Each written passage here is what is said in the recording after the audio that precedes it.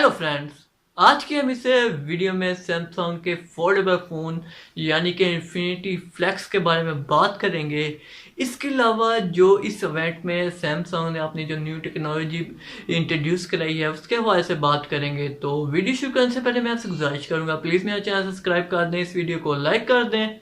चलिए video start करते हैं।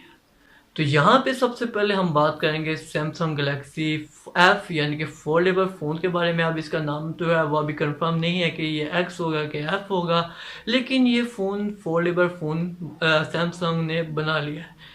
इसमें आपको देने को मिलती है 7.45 इंच की एक स्क्रीन। जब ये से खुला होता है, जब आप इसको बेंड करते हैं तो यहाँ पे आपको 4.3 इंच की स्क्रीन देखने को मिलती है। इसके फीचर्स जो है वो कुछ मैं आपको बताता हूँ। इसके जो फीचर है वो पहला फीचर ये है कि आप इसमें एक वक्त में 3 जो ऐप हैं वो चला सकते हैं।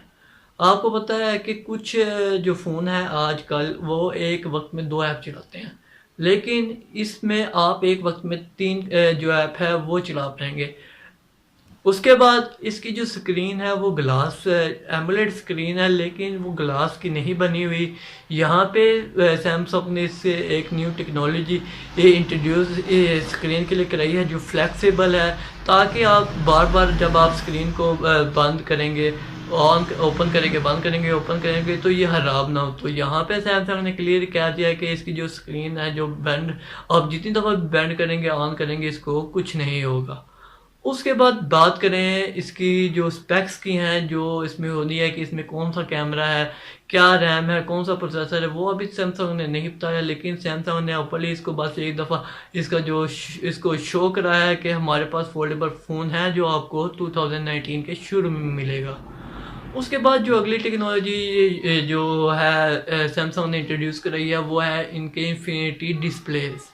यहाँ पे जो सैमसंग है उसने 4 जो है इन्फिनिटी अपने जो न्यू वो है वो दिखाया। यहाँ पे इन्फिनिटी यू है, इन्फिनिटी वी है, ओ है और एक न्यू इन्फिनिटी है।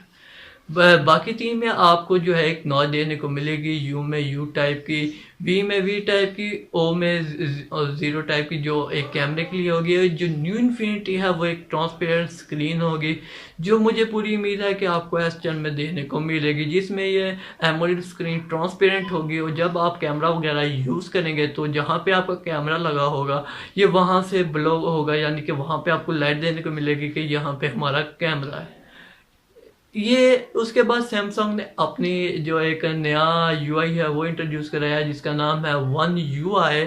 ये जो यूआई है ये आपको सैमसंग के जो फ्लैक्स जो फोल्डेबल फ़ोन है उसमें भी देखने को मिलेगा।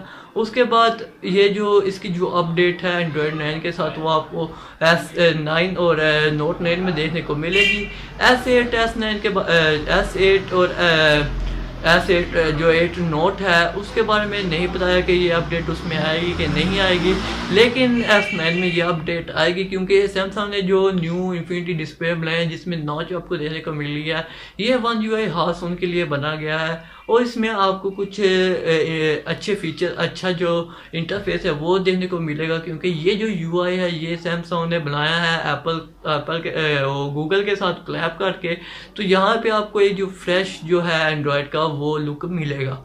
उसके बाद बात करते हैं बिक्सबी, जो सैमसंग का जो है असिस्टेंट है, उसके बारे में बात करें तो यहाँ पे जो उनके सीईओ थे बिक्सबी के, उन्होंने यहाँ पे इसको और मतलब ज़्यादा यूज़फुल बना दिया है गूगल के साथ कोलैब करके।